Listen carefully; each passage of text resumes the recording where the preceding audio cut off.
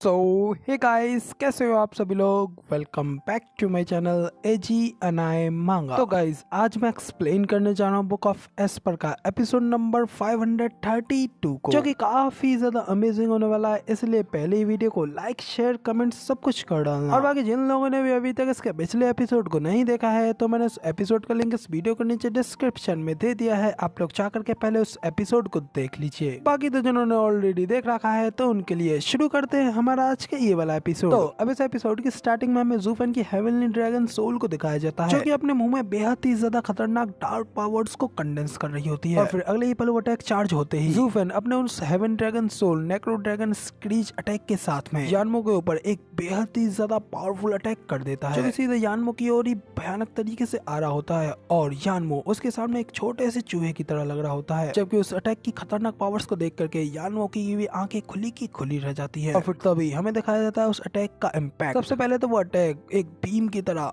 उस पहाड़ की चोटी में एक बड़ा सा होल कर देता है। फिर साथ ही उस अटैक की इम्पैक्ट पावर उस छेद के चारों ओर फैलने लगती है और वहाँ पे उस गुफा में एक बेहद ही बड़ा छेद हो जाता है, जबकि उस बड़े से छेद के सामने यानमो एकदम ठीक खड़ा होता है। मगर उस भयानक पावर को देखने के बाद में यानमो की तो फट के चार हो गई होती है, उसकी आंखें खुली की खुली रह जाती है और उसके शरीर से टोटली पसीने छूटने लगते हैं। और वो घबराते हुए उस छेद की ओर देखते हुए अपने मन में कहता है कि लकीली मैं काफी ज्यादा फास्ट हूँ, वरना तो अगर मैं इस लड़के के इस अटैक को हेड ऑन लेता तो मुझे लगता है कि अब तक तो मैं मारा जा चुका होता। और मैंने ये बिल्कुल भी एक्सपेक्ट नहीं किया था कि ये लड़का इतना ज्यादा रूथलेस होगा। सचमुच ये बिल्कुल सही कह रहा था। भले ही मेरी स्टेज की पावर गैप इससे काफी ज्यादा है, मगर इसके पास जो भयानक पावर्स हैं उनके सामने मेरा कोई मुकाबला नहीं है। और मेरे पास यहाँ से अपनी जान बचा करके भागने के अलावा और कोई रास्ता नहीं है। ये सब सोचने के बाद फिर यानमो जल्दी से अपनी जान बचा करके वहाँ से बड़ी तेजी से भागने लगता है। मगर आखिर ज़ूफेन से इतनी आसानी से बचकर भागना कहाँ पॉसिबल है। ज़ूफेन जैसे ही यानमो को वहाँ से भागते हुए देखता है, वो अपनी divine eyes of the void की सेकंड स्टेज को एक्टिवेट करता है, जैसे कि ज़ूफेन की आंखों में से दो गोल्डन कलर की बीम्स खतरनाक स्पीड के साथ में यानमो के पीछे आने लगती हैं, जिन्हें की अपने पीछे आते हुए देख यानमो भी उसने सेंस कर लेता है और उन बीम्स को डॉच करने की कोशिश करता है। मगर उन बीम्स की रफ्तार भी काफी ज्यादा खतरनाक होती है और वो सीधा यानमो के हाथ में छेद करते हुए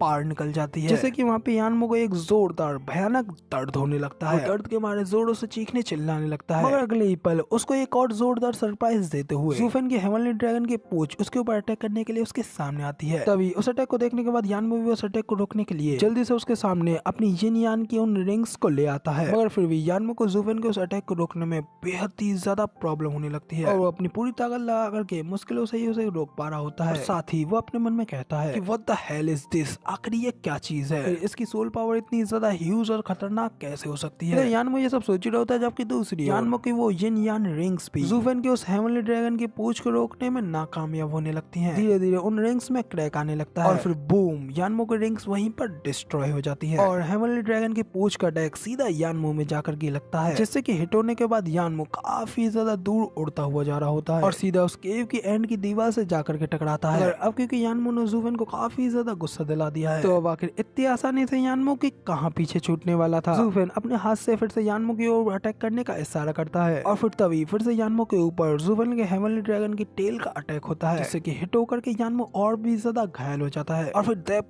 पूछ लगे तेरी ज़ूफेन यानमो के ऊपर अटैक्स पे अटैक्स मारे जाता है और फिर एक फाइनल ब्लो के साथ में ज़ूफेन एक जोरदार अटैक करता है, जिसके की पावर इम्पैक्ट इतना ज्यादा होता है कि उस पहाड़ की पूरी चोटी ही दो हिस्सों में बट जाती है। और तब फिर हमें यानमो की ओर भी दिखाया जाता है, जिसकी हालत तो भाई पूरी तरीके से अधमरी हो चुकी होती है और अब पता नहीं मर गया है कि जिंदा है। यानमो की इतनी ज्यादा बुरी हालत और ज़ूफेन की इतनी ज्यादा खतरनाक पावर्स को देखने के बाद न सिर्फ मिस्टिकल हेवन सेक्ट के एल्डर्स का मुंह खुला का खुला रह जाता है, बल्कि वेनेबल यान और वेनेबल गुई का भी मुंह खुला का खुला रह जाता है। उन्होंने भी ये एक्सपेक्ट नहीं किया था कि ज़ूफेन के पास में इतनी ज्यादा भयानक पावर्स होंगी। तो वैसे के साथ में हमें उस पहाड़ की ओर दिखाया जाता है कि ऊपर की चोटी तो पूरी तरीके से डिस्ट्रॉय होकर के नीचे बिखर गई होती है और उस गुफा का तो कोई नामो निशान नहीं रह जाता और ऊपर सिर्फ और सिर्फ खुला आसमान रह जाता है। तो ये सब कुछ देख तो क्विलिंग भी कहता है कि क्या यही है स्टीवर्ट ज़ू की ट्रू पावर्स। तो तब यानमो भी कहता है कि ये पावर सिर्फ और सिर्फ एबनॉर्मल और अजीब नहीं है, बल्कि ये तो बिल्कुल गॉड लाइक पावर्स है। तो तभी हमें ज़ूफेन की ओर दिखाया जाता है जो कि यानमो की हालत पतली करने के बाद में अपनी सेटिंग यानी सिस्टर चूचू को बड़े ही प्यार से उठाता है और उन्हें एक बैठने की जगह पर बड़े ही प्यार से बैठा करके अपनी अशुरा ब्लू फ्लेम्स का यूज करते हुए किंचन की बॉडी के अंदर से यानमो की सील को हटाने की कोशिश करने लगता है। और फिर कुछ देर उस सील को हटाने के बाद में ज़ूफेन कहता है कि उस बच्चे की सील सच में काफी ज्यादा कॉम्प्लिकेटेड है और इसके साथ पूरी तरीके से डील करने में थोड़ा टाइम चाहिए, इसलिए इस चीज में तो कोई शक ही नहीं है कि वो बंदा सुपीरियर 3 सेक्टों में से आता है। तब इधर ज़ूफेन की बात सुनने के बाद में सिस्टर चूचू भी भाई एक कातिलाना स्माइल देते हुए कहती हैं, हाँ तुमने बिल्कुल सच कहा। तो ज़ूफेन सिस्टर चूचू की सील हटाने के बाद में किंचन से कहता है कि बाकी के लोग भी सील्ड हैं और मुझे उन लोगों की भी मदद करनी होगी। इतना कहते ही ज़ूफेन उठ रहा होता है कि तभी किंचन को अचानक से थोड़ा दर्द होता है। ये देख ज़ूफेन भी उसके और पास आ जाता है और कहता है कि ओ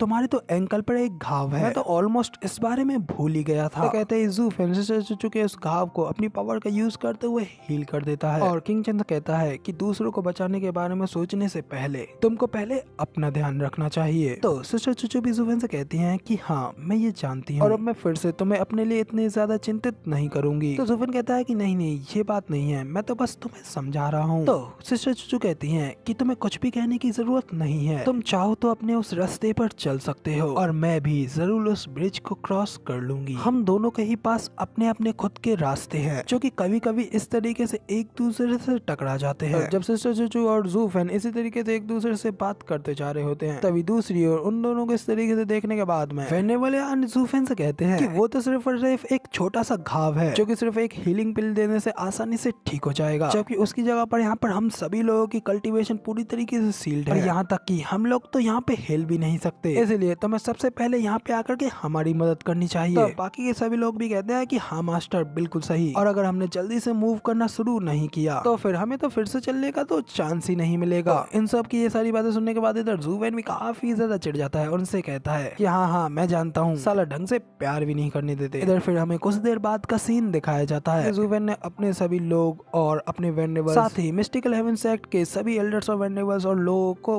अनसील्ड कर दिया होता है। इसके बाद हमें ज़ूफेन की ओर दिखाया जाता है जो कि फेरी सुई को अनसील्ड कर देता है और ये देख करके फेरी सुई भी खुश होते हुए ज़ूफेन से कहते हैं कि हाँ अब मैं मूव कर सकती हूँ। जबकि तभी उनके पीछे खड़े उनके एल्डर ज़ूफेन को देख अपने मन में कहते हैं मैंने ये बिल्कुल भी एक्सपेक्ट नहीं किया था कि डीमन स्कैमिंग सेक्ट से एक इतना ज्यादा पावरफुल मॉन्स्टर आएगा। ऑफ डबल ड्रैगन गैदरिंग में हमें इस मॉन्स्टर को फेस करना होगा। इतना सब कुछ सोचने के बाद में फिर एल्डर ज़ूफेन से पूछते हैं हे बाय द वे आखिर वो यानमो कहाँ है। उनकी बात सुन ज़ूफेन कहता है कि मेरा ये अनुमान है कि वो 10 मील दूर इस सब के मलबे में गिरा मिलेगा। मेरे हमलों ने पहाड़ और बाकी की सभी चीजों के साथ में उसे भी वहीं फेंक दिया। ज़ूफेन की बात सुनने के बाद में वो एल्डर अपने डिसाइबल्स से कहते हैं कि अब जल्दी से जाओ और उस यानमो को यहाँ पे वापस लेकर के आओ, क्योंकि अगर वो यहाँ से भाग जाता है तो फिर लौटने के बाद वो हमसे इस तरीके से बदला लेगा जैसे कि हम बिल्कुल भी हैंडल नहीं कर पाएंगे। तो अपने एल्डर की ये बात सुनने के बाद में वो लोग जल्दी से यानमो की तलाश में वहाँ से चले जाते हैं और फिर हमें 3 घंटे बाद का सीन दिखाया जाता है जहाँ पे कि वो सभी डिसाइपल्स वापस आते हुए अपने एल्डर से कहते हैं कि एल्डर बहुत ज्यादा बुरा हुआ। लोग वहाँ पर उस जगह पे गए और हमने चारों ओर देखा मगर उसका वहाँ पर